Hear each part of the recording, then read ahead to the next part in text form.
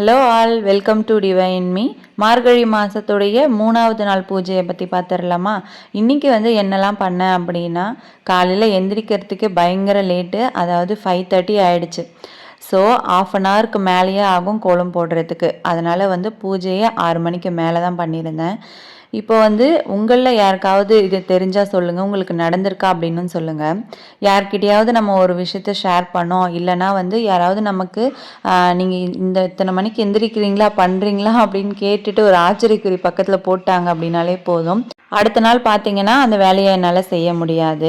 அந்த மாதிரி ஏதோ ஒரு வகையில் அது ஸ்டாப் ஆகிடும், இல்லை டிலே ஆகும். அந்த மாதிரி தான் இன்றைக்கி கோலமே போட முடியாது அப்படின்னு சொல்லி நினச்சிருந்தேன். அதாவது கோலம் போடுவேன், பட் கோலம் வீடியோ, அதாவது அழகாக கலர்லாம் போட்டு அதை போடுவேன் அப்படின்னு சொல்லிட்டு நான் யோசிக்கவே இல்லை. சரி, லேட் ஆனதும் ஆச்சு, ஒரு வழியாக 6 மணிக்கு மேலேயே பூஜை பண்ணிக்கலாம் அப்படின்னு சொல்லிட்டு தான் கோலமே ஃபஸ்ட்டு போட்டுருவோம் அப்படின்னு சொல்லிட்டு அழகாக சூப்பராக கோலம் போட்டு முடிச்சாச்சு. நம்ம ஒரு டிசைன், அதாவது அந்த இடத்துக்கு போன பிறகு ஒரு ஸ்டார் போட்டு போடலாம் அப்படின்னு சொல்லி தான் யோசிச்சு வச்சுருந்தேன். ஆனால் அது ஒரு இழுத்து வேறு வேறு மாதிரி போயிடுச்சு. நமக்கு போடும்போது பார்த்திங்கன்னா எந்தெந்த கோணலில் போதும் அந்தந்த கோணலுக்கு ஏற்ற மாதிரி வளைஞ்சி கொடுத்து போயிட்டோம் அப்படின்னா ஃபைனலாக அது ஒரு டிசைனாக அழகாக வந்துடுது. இப்போ பார்த்திங்கன்னா இதோட கோலத்தை ஸ்டாப் பண்ணிக்கலாம் அப்படின்னு சொல்லிட்டு தான் அப்படியே ஃபினிஷிங் மாதிரி கடைசியில் கொடுத்துருந்தேன். ஆனால் கொஞ்சம் லேட்டாக ஆக சரி நல்லாவே விடிஞ்சு போச்சு, இதுக்கப்புறம் கொஞ்சம் அழகாகவே பண்ணிவிடுவோன்னு சொல்லிட்டு இன்னும் எக்ஸ்ட்ராவாக பார்த்தீங்கன்னா இப்போது நீங்கள் பார்த்துட்டே இருக்கும்போதே தெரியும், அப்படியே எக்ஸ்ட்ராவாக கொஞ்சம் இழுத்து போட்டிருப்பேன். அது ஃபுல்லாக பார்த்தீங்க அப்படின்னா உங்களுக்கே புரியும். இந்த மாதிரி ஒரு விஷயத்தை யாருக்காவது நீங்கள் ஷேர் பண்ணிங்கனாலோ, இல்லை யாராவது உங்களை ஏதாவது ஒரு விஷயத்தை பற்றி கேட்டாங்க அப்படின்னாலோ, அப்படியா அப்படின்ற ஒரு ஆச்சரியக்குறி வந்துருச்சு அந்த இடத்துல அப்படின்னாலே நமக்கு அந்த வேலையில் ஏதோ ஒரு விஷயம் நடக்கும், அதாவது தடங்கள் ஏற்படும். இது சின்ன விஷயமா இருந்தாலும் சரி, எனக்கு நல்லாவே அனுபவம் இருக்குது. கண்டிப்பாக கண் திருஷ்டியை நான் எப்போவுமே நம்புகிற ஆள் கிடையாது. ஏன்னா அடிக்கடி அந்த சுற்றி போடுறதா இருக்கட்டும், இந்த மாதிரி விஷயங்கள்லாம் எனக்கு அவ்வளோவா நம்பிக்கை இல்லை. பட் நிறையவே நான் அனுபவிச்சிருக்கேன் அப்படின்னு தான் சொல்லணும். ஒரு 5 to 10 டேஸ்க்கு அப்புறம் தான் இந்த மாதிரிலாம் நடக்கும் அப்படின்னு சொல்லி யோசிச்சு வச்சுருந்தேன். ஆனால் இந்த 2 நாள் கழித்து நடக்கும் அப்படின்றத நான் கொஞ்சம் கூட யோசிக்கவே இல்லை. நைட்டு படுக்கும்போது பார்த்தீங்கன்னா தூக்கமே வரல. அப்போது நைட்லாம் தூங்கலை அப்படின்னா காலையில் எப்படி எந்திரிக்க முடியும்? அதுக்கேற்ற மாதிரி பார்த்தீங்கன்னா காலையில் ஒரு 5 o'clock ஆகிடுச்சு. குளிச்சுட்டு ரெடியாகி வரத்துக்கு 5:30 பக்கம் ஆயிடுச்சு. கோலம் போட ஸ்டார்ட் பண்ணுறதுக்கு 5:30 மணிக்கிட்ட ஸ்டார்ட் பண்ணி 6 மணி ஆயிடுச்சு கோலம் ஃபினிஷ் பண்ணுறதுக்கு. குட்டியாக போட்டு முடிச்சிடலாம் அப்படின்னு சொல்லி தான் யோசிச்சு தான் வந்திருந்தேன். ஆனால் அது அப்படியே பெருசாக இழுத்துருச்சு. ஸோ இந்த மாதிரி உங்களுக்கு நடந்திருக்கா அப்படின்னு சொல்லிட்டு நீங்கள் கமெண்ட் செக்ஷனில் ஷேர் பண்ணிக்கோங்க. கலர்ஸ் பார்த்தீங்க அப்படின்னா நிறைய பிரைட் கலர்ஸ் நான் வாங்கி வச்சுருக்கேன். இதெல்லாம் பழைய கலர்ஸ். இதை ஃபஸ்ட்டு காலி பண்ணிவிடுவோம், அதுக்கப்புறம் அதாவது பொங்கல் நெருங்க அப்படியே கொஞ்சம் கலர் கலராக இன்னும் கொஞ்சம் டார்க்காக போடுவோம் அப்படின்னு சொல்லிட்டு தான் ஃபஸ்ட்டு இதை காலி பண்ணிகிட்ருக்கேன். நானும் ஒரு இந்த 2-3 நாளாக போட்டுகிட்டே இருக்கேன்.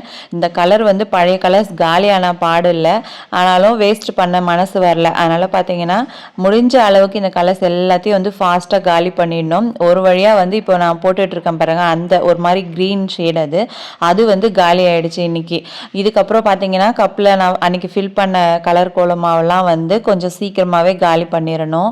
6 மணி ஆகும்போதே பார்த்தீங்கன்னா நல்லா விடிஞ்சிருச்சு. அதாவது கொஞ்சம் இருட்டாகவே இருந்தது, சடனாக பார்த்தீங்கன்னா இப்படி ஒரு வெளிச்சம் வந்துருச்சு. ஆனாலும் நான் கோலத்தை பெருசு பண்ணிக்கிட்டே தான் போயிட்டுருக்கேன். வாக்கிங் போகிறவங்கலாம் வாக் பண்ண ஸ்டார்ட் பண்ணிட்டாங்க. 5 மணிக்குள்ளே நம்ம இந்த கோலம்லாம் போட்டு முடிச்சிட்டோம் அப்படின்னா வாசலில் அந்த கொசுக்கடி பார்த்தீங்கன்னா கம்மியாக இருக்கும். அதாவது நமக்கு தெரியவே தெரியாது. 5 மணிக்கு மேலே ஆயிடுச்சு அப்படின்னும் போது நல்லா கொசு அடிச்சுக்கிட்டே தான் நான் கோலம் போட்டுட்டு இருந்தேன். பயங்கர கொசுக்கடி, கிட்டத்தட்ட 30 கொசு கிட்ட அப்படியே சுற்றிக்கிட்டே இருந்தது. கோலம் போடுறதா இல்லை இந்த கொசுவை விரட்டுறதா அப்படின்னு தெரியாத மாதிரி கோலம் போட்டு முடிச்சாச்சு. எப்படியோ ஒரு வழியாக அழகாக கோலம் வந்துருந்துச்சு. கலர்ஸ் எனக்கு ரொம்ப பிடிச்சிருந்தது.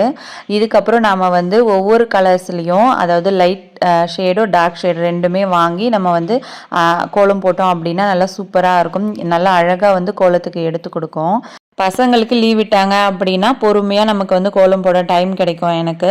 அப்போ வந்து இந்த 3D கோலம்லாம் போடலாம் அப்படின்னு சொல்லிட்டு தான் வந்து பிளான் பண்ணியிருக்கேன். 3D கோலம்லாம் போடும்போது எனக்கு ரொம்ப பிடிக்கும். அது வந்து 2 ஷேட் கொடுக்கும்போது பார்த்தீங்கன்னா ரொம்ப அழகாக இருக்கும். அது எல்லாமே நம்ம அடுத்தடுத்த வீடியோஸில் வந்து பார்க்கலாம். உங்களுக்குமே நல்லா யூஸ்ஃபுல்லாக இருக்கும். கோலத்துக்கு ரொம்ப முக்கியமானதே வந்து நம்ம அந்த கலர்ஸ் கொடுக்குறோம் பார்த்தீங்களா, அந்த ஷேட்ஸ் தான். எப்படி நம்ம கலர் கொடுக்குறோம், டபுள் கலராக கொடுக்குறோமா இல்லை சிங்கிள் கலர் கொடுக்குறோமா அப்படின்றத பொறுத்து தான் அதோட ஃபினிஷிங்கே இருக்குது. ரொம்ப அழகாக இருக்கும் இந்த மாதிரி டபுள் கலர்ஸ் கொடுக்கும்போது. இப்போ வந்து அதை விட முக்கியமாக என்னென்னா, லாஸ்ட்டில் வந்து இந்த கலர்ஸ்லாம் கொடுத்து முடிச்சதுக்கு அப்புறம் பார்த்தீங்கன்னா அந்த அவுட்லைன் கொடுப்போம் பார்த்தீங்களா, அதுதான் வந்து தூக்கி காட்டும் கோலத்தை. ரொம்ப அழகாக இருக்கும். இந்த மாதிரி வந்து ஒயிட்டுக்கு மேலேயும் இந்த மாதிரி டிஃப்ரெண்ட் கலர்ஸ் கான்ட்ராஸ்டாக வந்து நம்ம கொடுக்கும்போது ரொம்பவே அழகாக இருக்கும். சூப்பராக இருந்தது. இன்றைக்கி கோலம் வந்து எனக்கு ரொம்ப பிடிச்சிருந்துச்சு. உங்களுக்கு வந்து இந்த கோலம் எப்படி இருந்துச்சு அப்படின்னு சொல்லிட்டு மறக்காமல் கமெண்ட் செக்ஷனில் ஷேர் பண்ணிக்கோங்க. இந்த கோலத்துக்கு எவ்வளோ மார்க்ஸ் கொடுப்பீங்க அப்படின்னு சொல்லிட்டு நீங்கள் வந்து எனக்கு கீழே வந்து போடுங்க. 10க்கு எத்தனை மார்க் இதுக்கு வந்து கொடுக்கலாம் அப்படின்னு சொல்லிட்டு நீங்கள் வந்து கமெண்ட்ஸ் பண்ணுங்கள். நேற்று போட்டிருந்த அந்த வீடியோவில் பார்த்தீங்கன்னா கமெண்ட் வந்து இருந்துச்சு. என்னென்னா, உங்களுக்கு வந்து பசங்களுக்கு ஸ்கூலுக்கு அனுப்புகிற வேலைலாம் இல்லையா, ஃப்ரீயாக வந்து காலையில் இவ்வளோ நேரம் வந்து கோலமே போடுறீங்களே அப்படின்னு சொல்லிட்டு கேட்டிருந்தாங்க. எனக்கு அது பார்க்கவும் சிரிப்பு தான் வந்தது. அந்த அண்ணா வந்து என்ன சொல்லியிருந்தாங்கன்னா, எங்கள் ஒய்ஃப்க்கு வந்து இது கொஞ்சம் யூஸ்ஃபுல்லாக இருக்கும், நீங்கள் கொஞ்சம் சொல்லுங்களேன் அப்படின்னு சொல்லியிருந்தாங்க. எனக்கே சிரிப்பு தாங்க முடியல. நான் வந்து இந்த மாதிரி கோலம்லாம் போட்டு முடிச்சுட்டு அதுக்கப்புறமா கிச்சனில் ஓடுற ஓட்டம் வந்து எனக்கு தான் தெரியும். அவ்வளோ ஃபாஸ்ட்டாக வந்து கடன்னு எனக்கு வந்து சமையல் செய்வேன். அதுக்கப்புறமா பார்த்தீங்கன்னா லஞ்ச் பேக் பண்ணுறது 3 பேருக்கும் பண்ணணும். 2 குட்டீஸ்க்கு அதுக்கப்புறம் ஹஸ்பண்டுக்கு எல்லாமே பேக் பண்ணி கொடுத்துட்டு அதுக்கப்புறம் ஸ்கூலில் கொண்டு போய் குட்டீஸை விட்டுட்டு வரத்துக்குள்ளே ஐயோ கடவுளே அப்படின்ற மாதிரி ஆகிடும். ரொம்ப வந்து காலையில் ஹெக்டிக்காக போகும் எனக்கு. காலையில் பார்த்தீங்கன்னா ஒரு 9 மணி வரைக்குமே வந்து பயங்கர பிஸியாக இருப்பேன். 9 மணிக்கு மேலே தான் வந்து நல்ல ரிலாக்ஸ்டாக உட்காந்து கொஞ்சமாக ஒரு காஃபி குடிக்கிறதோ இல்லை டீ குடிக்கிறதோ வந்து பண்ண முடியும் என்னால். அதுக்கு முன்னாடி பார்த்தீங்க அப்படின்னா எனக்கு வந்து செம்ம வேலை இருக்கும்.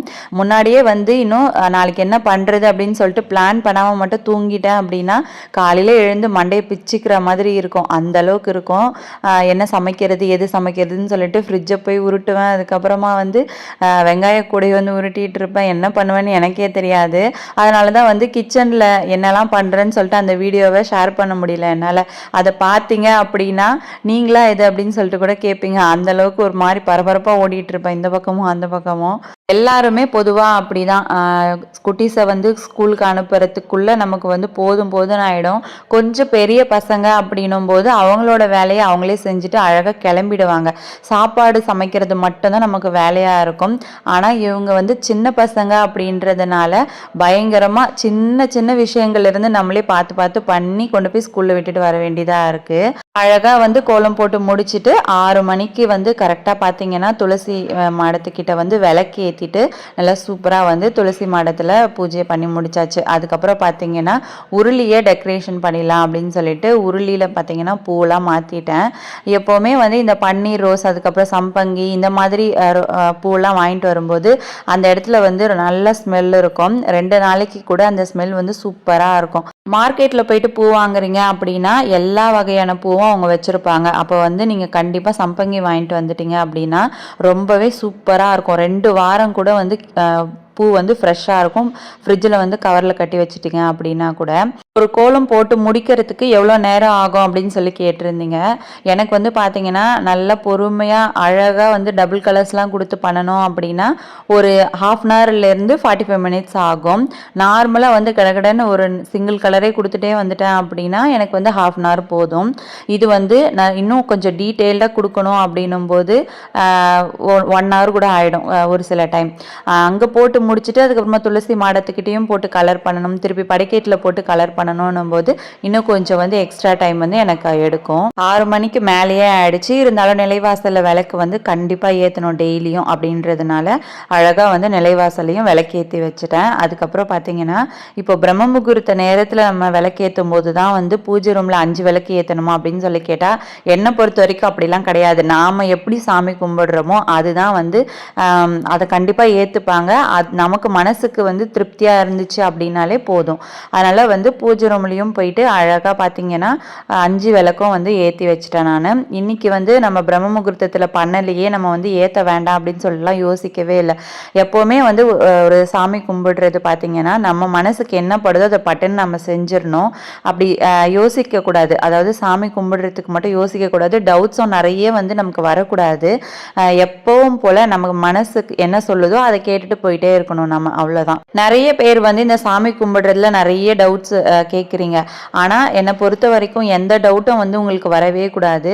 உங்கள் பூஜை ரூமில் நீங்கள் என்னெல்லாம் பொருள் வச்சுருக்கீங்க, என்ன சாமி சிலை வச்சுருக்கீங்க, என்ன திருவுருவ படங்களை வச்சுருக்கீங்க அப்படின்னு சொல்லிட்டு அதை பொறுத்து நீங்கள் வந்து விளக்குகளை நீங்கள் வந்து இது பண்ணிக்கலாம். அப்படி இல்லைனாலும் எல்லாத்துக்கும் சேர்த்து ஒரு விளக்கு மட்டும் ஏற்றாமல் 2 விளக்காக ஏற்றணும், அவ்வளோதானே தவிர 2 விளக்குக்கு மேலே நீங்கள் எத்தனை விளக்கு வேணாலும் பூஜை ரூமில் ஏற்றிக்கலாம். அதை பற்றி எந்த ஒரு தப்பும் கிடையாது.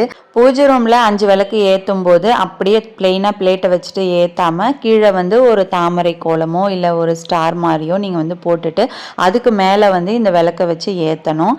நான் வந்து இன்றைக்கி நெய்வேத்தியமாக பழம் வச்சுட்டு அழகாக வந்து பஞ்ச பாத்திரத்தில் தண்ணி எல்லாமே மாற்றி வச்சுட்டு சூப்பராக 5 விளக்கும் ஏற்றி முடிச்சிட்டேன்.